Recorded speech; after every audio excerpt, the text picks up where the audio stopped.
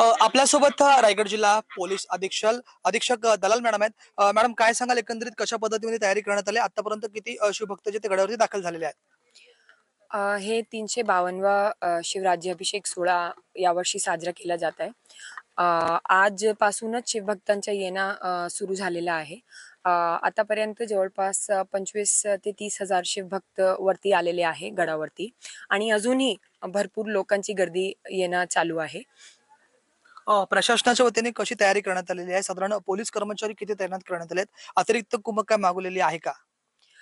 प्रशासनाच्या वतीने हेल्थ डिपार्टमेंटची बरेच टीम्स तैनात आहे. त्यासोबतच पाणी पुरवठा, वीज पुरवठा याचेही टीम्स तैनात आहे आणि पोलीस डिपार्टमेंटचे 172 अधिकारी आहे आणि 1300 जवान इथे उपस्थित आहे. सोबतच स्टेट रिझर्व्ह पोलीस फोर्सची एक कंपनी बोलावण्यात आलेली आहे आणि बाहेरचे जिल्हे जसं पालघर, रत्नागिरी आणि ठाणे ग्रामीणवरनं पण पोलीस कर्मचारी आणि अधिकारी बोलावण्यात आलेले आहे.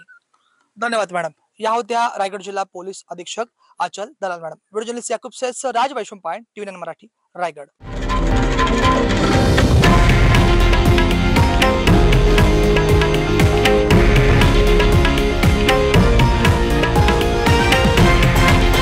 हे आहे देशातील नंबर 1 न्यूज नेटवर्क आणि आपण पाहत आहात टीव्ही 9 मराठी, एकमेव.